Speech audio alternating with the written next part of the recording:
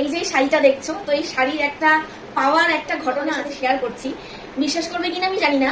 তো কলকাতায় শ্যামসুন্দরী মা সকলেই জানো, কলকাতা জীবন্ত কালী বলে উনি পরিচিত। তো উনার কাছে আমি পুজো দিতে গিয়েছিলাম। তো পুজো দেওয়ার পরে ঘুরে এসে আমি ইউটিউবে অনেক শর্টস দেখি, অনেক ভিডিও দেখি। তো তখন ওখানে দেখি যে একজনকে শাড়ি দেওয়া হচ্ছে, মানে শাড়ি যতগুলো থাকে ততগুলো শাড়ি ওনারা দান করে।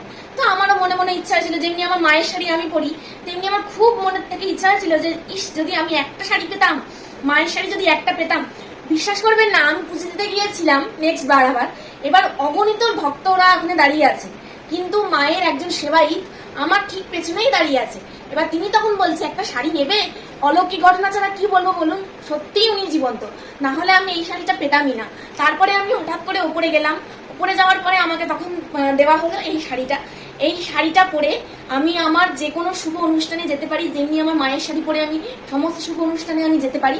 তো মায়ের এই শাড়িটা পরেও আমি আমার আগামী দিনের শুভ সূচনা, শুভ জীবনের সূচনা করবো এই শাড়িটা পরে। আমি ভীষণ ভাগ্যবতী যে আমি এত সুন্দর শাড়িটা, এই দেখো সেই শাড়ি, মায়ের পরানো শাড়ি আমি হাতে ধরে আছি। আমার অনেক ভাগ্য যে আমি ওখানে দাঁড়িয়ে দাঁড়িয়ে ভাবছিলাম যে আমি সত্যি কি পাবো এটা। আমি মানে বিশ্বাস করতে পারছি না যে আমি পেতে চলেছি, কিন্তু পাওয়ার পরে আমার মনে হচ্ছে হ্যাঁ আমি সত্যি পেয়েছি।